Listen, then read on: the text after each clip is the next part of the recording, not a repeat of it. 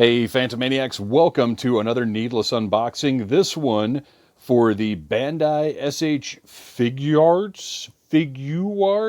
I've never been entirely sure about that pronunciation. Release of Harley Quinn as seen in Birds of Prey and the Fantabulous Emancipation of one Harley Quinn. Look at that. I got this from Hobby Link Japan, I believe. I haven't seen a whole lot of these online yet, but this was a figure even before I saw the movie. As a matter of fact, I think I pre-ordered it before I saw the movie. It's one I knew I wanted to have. I've got a whole shelf of Harley Quinns and all of her various iterations. I'm a big fan of the character, both in the comics, animation, and live action. So I knew I was going to have this one. Even if I, some reason or another, ended up not liking the movie, I would want this representation of this version of the character, because Margot Robbie is incredible, did an amazing job, I thought, in Suicide Squad, and has proven herself to be a valuable part of the live-action DC universe, whatever that may be.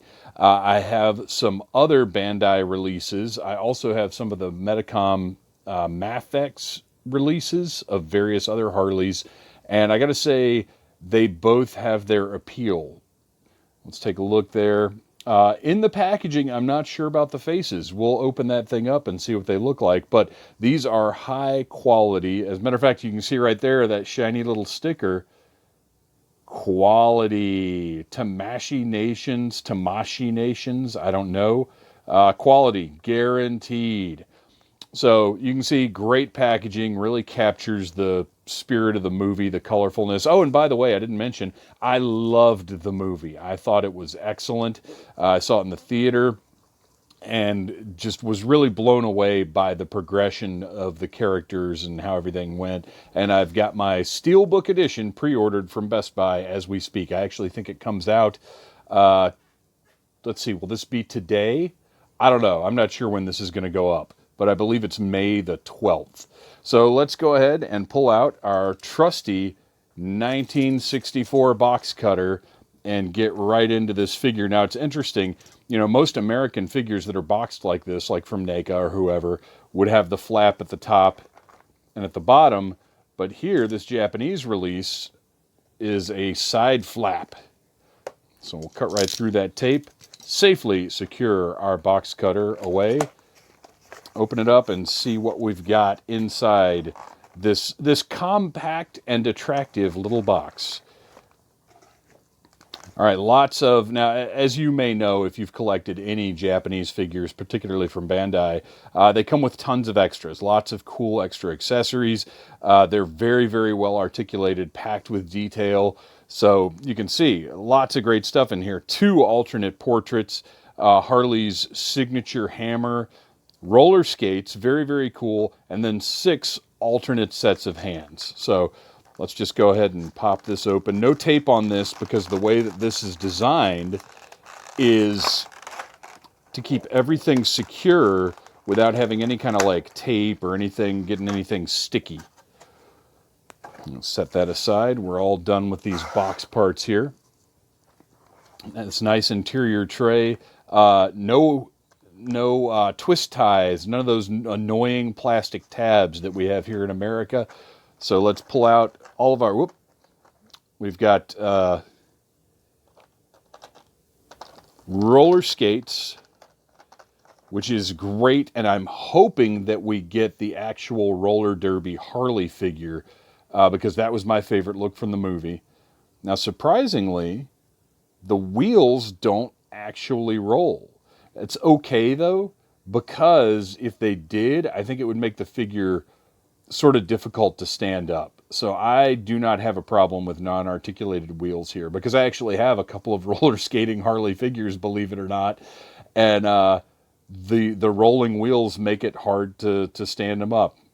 But two skates, great, look really good. Look at all the detail there. Look at the sculpt and the paint on the laces, the gold tongue underneath, the little tab going across the top there. Just really intense detail on these. I love it. We've got these 6 hands. You know what? Let's make this easy. And just do a little dump right there. All right. 6 different hands. We have left hand and right hand lollipop hands. Very cool, nice touch. I would have liked to see a breakfast sandwich, but I think that would probably come with an alternate Harley in her shorts before she gets the overalls on. And then just sort of neutral, relaxed hands. Look at all the rings and the detail there. Oh, come on, help me out here, camera. Just that amazing attention to detail that Bandai and so many of the, I can't get that close, so many of the Japanese companies are really, really good at nailing. And then finally, our grasping hands, which will be used with that hammer in just a bit here. Also have the rings, also just look really, really nice. All right, let's take a look at that hammer. Plenty of detail there. The Suicide Squad Harley, let's see if we can get a little focus. Look at that face. Look at that happy guy. I believe this is actually a different sculpt from the one that came with the Suicide Squad Harley. I'll have to do a comparison to see if I'm right about that. But I believe this is a new piece. And then we get to the first alternate portrait that personally I think out of the box looks much better than it did behind the plastic. She's got the sucker in her mouth. Really cool. I think there are certain looks we attribute to Margot Robbie's Harley. And you can see right here, her pigtails just plug in and out of each head. So rather than including all the different, because they're articulated. So when you switch heads out, you just switch the pigtails between them as well. I think there's certain looks that we attribute to Margot Robbie, and particularly her Harley. And I think that can affect our opinion of what these sculpts actually look like. It's kind of like with Bruce Campbell, where you have an idea of what Bruce Campbell looks like in your head, and it's muddying what he actually looks like and what the figures should look like. Like right here, I bet you could match this up with the frame from the film. Because if you look at the bone structure, and obviously look at the paint and the detail on there, tremendous. Those eyebrows, just really, really great sculpt and paint job. Wouldn't surprise me a bit to put the movie on and realize, oh my gosh, these are perfect. Another thing Bandai does, and well, all the Japanese companies do, is put these little pieces of film in here to protect the parts during shipment. So you don't want anything from the overalls permanently sticking to the body here. I'm going to do my best to wiggle this out. And what we might have to do is just pop that apart and slide that out. Nope, that's in there too. And you can see, I bet we're going to get a future figure of the shorts and the weird bathing suit top type deal. And that piece will be reused. All right, let me see if I can get this back together with a minimum of drama. There we go. That pops right back in there. And then we take this upper piece and slide her overalls back down into there, and that pops right back in there. And look at that. Very easy to get these figures apart and get the articulation where you want it to be. That is the face. That's some great crazy face right there. That just happy, weird smile. I think it's great. I love how she's got, look at the detail here. She's got her ratty self-cut pigtails, and these are actually on ball joints. So not only do they move around, they can move up and down like posable pigtails, you guys. Crazy. Her necklace is a separate piece here that is around her. There we go. It's got all the wild little charms and intricate detail that was in the movie. You can see all of her tattoos are still here. That was one thing I was a little bit worried about, is that they would just, all of a sudden, she just didn't have tattoos anymore, which would have been really strange. But look how they lined up the way that the coveralls work, so that however you have her posed, everything looks right. And tremendous, like a drop down shoulder right there, so you can get a lot of range on that arm, and that joint pulls out. I didn't even notice that. Nice deep elbow bend. She can put her hand right on her head, which is something that not a lot of modern figures can do. And over here, you've got a complete swivel and a pivot. Just so much range with these Japanese figures. We've got the hips drop down a bit to give you more range there. We've got a double jointed knee. Now here's one spot where I don't love the difference in color here, but at the same time, that joint is so good. And you've got a nice ankle joint and a nice toe joint. So if you want her, now granted, she's probably not going to just stand like this, but she looks sort of natural squatting down, which is something that's unusual for figures to have. Really nice neck joint. You can see you've got a joint right here and a joint up at the base of the skull. So very expressive, mobile, absolutely great. I don't know if you can see it. Let's see. There we go. You can see the texture, the diamond. Harley's signature diamond pattern is in those overalls. Great attention to detail there.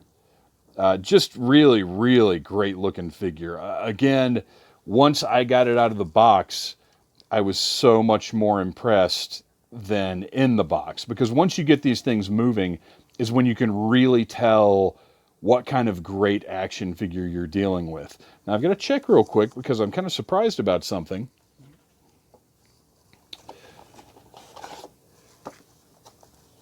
So there's an instruction sheet, but this didn't come with any kind of stand, which is okay, but I'm trying to remember, maybe it's the Mafex figures that all come with stands. But anyway, let's get down to some of these different parts here.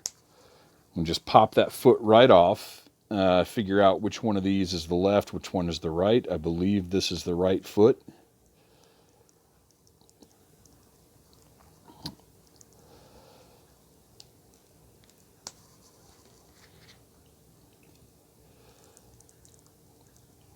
And look at that. You've got Harley ready for a big roller boogie battle to wrap up the big finale of Birds of Prey. Let's see about giving her that hammer.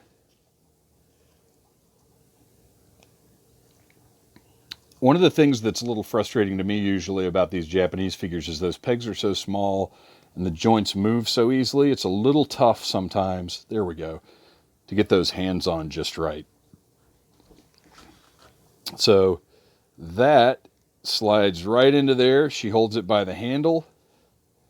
You can even get a nice, because of the depth of articulation in the wrist and that elbow, you can even get it up on her shoulder for a really cool look. Like, hang on, you guys. Hang on. I'm about to just bash your brains in. Just give me a second. And then finally, to give her kind of the final look that I might have up on the shelf, although there's going to be a lot of messing around with this figure before I send her off to the shelf, but we got to get that lollipop in there. And just look at that. Look at that amazing, how much personality is in this figure. With that lollipop, that hammer, that maniacal grin, that necklace that slid in the, there we go. Roller skates, golden overalls, just an absolutely awesome look. I got to say, this figure has gone above and beyond my expectations, because this wasn't one of my favorite Harley looks. Now, granted, after seeing the movie, it definitely grew on me. But when I pre-ordered the figure, I wasn't so sure this was going to be one that I had to have, because I wanted the roller derby look more than I wanted this one.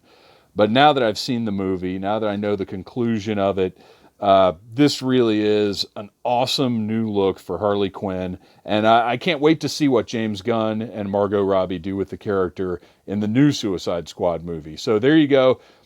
Please subscribe to Needless Things, share this video, and check out the Needless Things podcast each and every Friday, brand new episodes. Thanks for watching, you guys.